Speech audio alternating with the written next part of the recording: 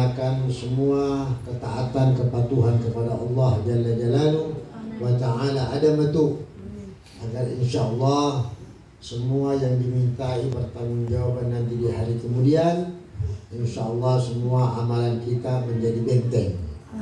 Semua amalan kita menjadi perisai dan menjadi sesuatu yang membuat kita selamat di dunia dan di akhirat. Karena cuma amalan di dunia yang bisa membuat kita selamat nanti di akhirat. Karena dunia itu tempat menanam, sedangkan di akhirat itu tempat menuai. Jadi untuk mendapatkan suatu hasil itu nanti di akhirat, di dunia ini menanam.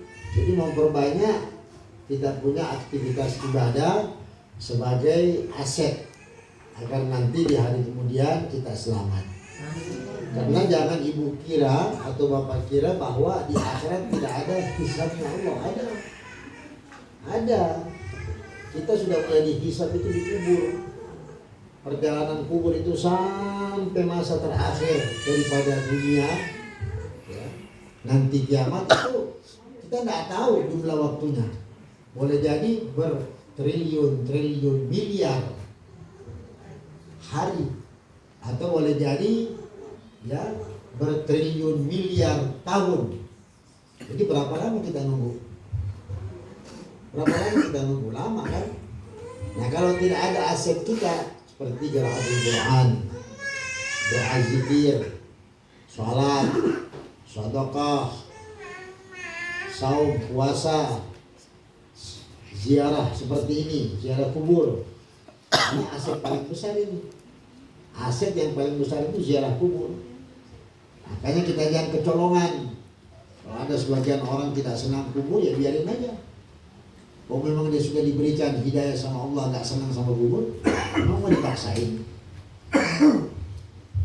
Datuk Patimang juga menunjuk Ibu Kahar untuk dijadikan rumahnya sebagai tempat untuk berdoa zikir, baca tahlil, maulid, dan rumah Bu Kahar ini sudah dihafal sama Rasulullah. Rumah ini sudah dihafal sama malaikat-malaikat.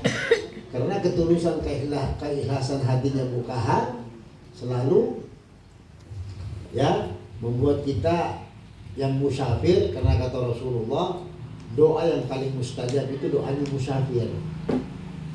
Musafir yang mana? Musafir yang cari dunia, yang kerja. Terus bagaimana musafir yang kejar ibadah? Yang seperti pergi zikir, pergi dakwah, pergi ceramah, pergi ziarah kubur. Oh itu 1 juta kali lipat manfaatnya ketimbang musafir yang cari dunia. Kita sekarang ini musafir yang dakwah. 4 hari waktu kita terbuang dengan dakwah. Adakah di antara kita yang berbuat maksiat? Insya Allah tidak ada. Tapi semua jalan kita ini jalan yang mahmudah, yang dipuji sama Allah, yang terpuji. Kita sholat 5 waktu, kita zikir, kita doa, kita ngaji, kita ziarah. Kita pergi semalam dakwah di masjid, zikir sambil nangis-nangis, dengar salawat, kasidah, membuat Rasulullah bahagia. Makanannya Rasulullah itu kasidah. Kalau makanan sehari-hari kita, makanan minuman di dunia misalnya, Rasulullah makanannya kasidah. Kata Rasulullah, kalau ada orang yang menyebut 1 kali salawat, aku berada di dampingnya. Aku berada di sampingnya. Aku berdampingan dengan dia. Nah bagaimana yang baca? Daharadinul itu salawat itu. Yang dibacakan sama Sayyid Abu tadi itu, kalau orang tahu artinya ibu nangis. Karena itu pujian-pujian kepada Rasulullah. Manusia, saya mau tanya satu orang, ada nggak yang nggak suka dipuji? Padahal haram hukumnya manusia dipuji. Yang wajib dipuji Allah dan Rasul Muhammad SAW. Kenapa dia dipuji? Karena dia punya andil. Apa andilnya? Kalau bukan karena Rasulullah, kita tidak akan ada di dunia.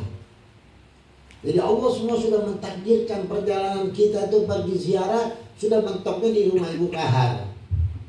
Karena Datuk Patimang sudah kasih amanah rumah ini untuk baca doa tahlil. Kita punya niat, ikhtiar kita sudah luar biasa. Biasanya kita kalau pergi ziarah wali itu cuma 3 hari. Tapi tahun ini kita tempuh 4 hari. Itu pun masih nggak cukup waktunya.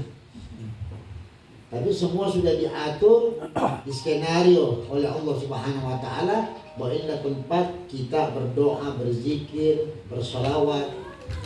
Dan insya Allah kalau orang sering-sering ziarah kubur, hidupnya tidak dibikin susah sama Allah. Jangankan pergi ziarah kubur, nampung saja seperti kayak Bukahan nih. Dia tampung orang yang pergi ziarah, kasih makan, itu pahalanya luar biasa. Seperti Bukahan ini sekarang dapat gunung emas. Secara dohirnya begitu. Jumlah fadilahnya itu seperti itu, gunung emas. Buat kasih makan saja musafir yang pergi ziarah. Dan hal yang seperti ini tidak dibuat-buat. Karena itu semua kembali kepada hati nurani. Jadi memang Bukahan mungkin senang tamu, mungkin senang kasih makan orang, jadi dituduh seperti itu. Karena kita juga sudah sering di sini, mungkin sudah 3-4 kali. Kita datang di setiap kita ziarah wali itu selalu mampir di sini. Dan insya Allah Allah semua akan menggantikan amal kebajikan daripada keluarga besar Bukahan. Insya Allah nanti Bukahan ini ahli jannah. Karena di masa tuanya Allah dekatkan dia dengan Allah. Di masa tuanya Allah dekatkan dengan majlis. Di masa tuanya dia diberikan kemuliaan-kemuliaan dalam ibadah. Itu tanda-tandanya orang ahli surga begitu. Tapi ada juga orang ya istilahnya semakin tua semakin lalai. Semakin tua semakin genit. Semakin tua semakin muncul pubernya. Ya, jauh dengan majlis, jauh dengan pengajian-pengajian, yang dia suka selfie-selfie. Sukanya kalau diundang di restoran, di hotel, di kafe-kafe, baru selfie-selfie. Yang aslinya selfie, mana tangga apa? Tangga dia selfie, kamar mandi dia selfie, buffet dia selfie, semua dia selfie. Baru bukan barangnya orang. Jadi ini yang jadi problem. Dan itu hidayah juga. Makanya kita minta sama Allah, Allahumma inna ala zikrika wa syukrika wa husni ibadatik, supaya kita itu didekatkan sama Allah Subhanahu wa taala, selalu berzikir, beribadah dengan baik, itu intinya. Jangan nanti justru kita di masa tua didekatkan sama Dajjal. Dan itu sudah terjadi di mana-mana. Hati-hati. Ada orang semakin dikasih tua semakin malas mengaji. Justru waktu dia muda suka mengaji. Banyak di antara kita waktu masih dia muda, remaja, jadi ustaz, belajar di mahat, belajar di pondok. Tapi segitu tua, ya kenal dunia, lupa diri. Akhirnya apa yang terjadi? Mereka lebih dekat kepada Dajjal. Jadi kalau ada orang semakin tua, semakin dekat sama Allah, suka majlis, suka zikir, kalau diajak pergi ziarah, mau siap. Tidak pernah pikir urusan uang nomor 1000. Yang penting barakah rom. Itu tanda-tanda di surga.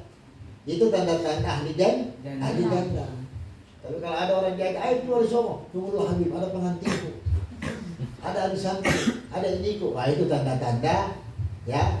Saya tidak istilahnya pastikan dia masuk ke wilayah yang tidak baik, tapi tanda-tandanya. Adakah di antara kita tahu kapan kita meninggal? Tidak. Kita sekarang tahun ini, kalaupun seandainya Allah kasih meninggal kita besok lusa, alhamdulillah kita sudah ziarah. Artinya ada yang kita lakukan. Bagaimana yang tidak melakukan? Makanya jangan meninggalkan kebiasaan-kebiasaan yang baik. Semua kebiasaan-kebiasaan yang baik jangan ditinggalkan. Kebiasaan kita sering mengaji di waktu asar jangan ditinggalkan. Kebiasaan kita suka baca surah Al-Waqiah di waktu ba'da asar jangan ditinggalkan. Di waktu kita suka sholat isra di subuh hari jangan ditinggalkan. Baca yasin jangan ditinggalkan. Sampai kita minta sama Allah sampai kita meninggal dunia. Karena tanda-tandanya orang celaka kalau ada kebiasaan baiknya, terus semakin hari, semakin minggu, bulan, tahun dia lupakan, dia tinggalkan, itu tanda-tanda orang celaka. Tapi tanda-tanda orang yang beruntung ada peningkatan kualitas ibadah. Jadi semakin banyak wiridnya, semakin banyak ngajinya. Kalau dulu dia bisa khatam Quran 10 hari satu kali, naik jadi 1 minggu satu kali, naik jadi 3 hari satu kali. Itu keberuntungan. Tapi yang celaka, yang biasanya khatam Quran 1 bulan satu kali, jadi 1 tahun satu kali. Setelah 1 tahun satu kali, lanyak ini, tidak pernah mengaji. Setelah itu, wah pajang mami Qurannya. Quran tinggal dipajang, tinggal dilap-lap saja, disentuh pun tidak pernah. Apalagi mau dipakai untuk ngaji. Ini tanda-tanda orang celaka. Jadi kelihatan itu keberuntungannya orang-orang yang dekat sama surga, dekat sama neraka, langsung di surga, di neraka. Ada tanda-tandanya. Ada tanda-tandanya. Olehnya itu, kalau ada kebiasaan yang baik jangan kita abaikan. Ini ziarah seperti begini Bu, hidayah juga Allah catat. Jadi seperti seakan-akan kayak Syekh Yusuf, Sultan Hasanuddin, Pangeran Diponegoro, Habib Abu Bakar bin Syafi, Al-Habib Abu Bakar bin Mahsin Hamid, Jamaluddin bin Husain Akbar, wa Datu Fatimah, Datu Sulaiman. Itu semua seperti seakan-akan bikin surat sama Allah. Ya Allah, saya kepengen tahun ini Fulana binti Fulana, Fulan bin Fulan, saya kepengen yang datang ziarah sama aku, ini namanya. Jadi ibu ini hidayah, diundang sama mereka. Jadi jangan ada memaksakan mengatakan, kenapa cuma 12 Ki? Kenapa cuma 15? Kenapa cuma 7? Itu sudah panggilan mereka, panggilan Allah, jangan dipaksa. Artinya yang lain tidak ditakdirkan sama Allah Subhanahu wa Ta'ala. Kapan ditakdirkan? Allahu a'lam. Saya tidak tahu. Mungkin tahun depan, mungkin 2 tahun lagi, mungkin 3 tahun, tidak tahu. Atau mungkin mati dulu baru ditakdirkan. Artinya tidak ada nih, sudah meninggal nih, sudah jadi almarhum baru ditakdirkan. Kalau kita sekarang alhamdulillah ditakdirkan dan kita raih itu apa? Yang menjadi undangan daripada Allah Subhanahu wa Ta'ala melalui surat panggilan dari para wali-wali. Ya kalau saya sih tidak bisa lepas dengan wali. Sekalipun misalnya ibu tidak ikut atau siapa tidak ikut, tetap saya pergi sendiri. Karena itu sudah menjadi komitmen saya. Nah karena Makassar kan, ini kontraknya. Sampai saya mati sudah ada kontrak.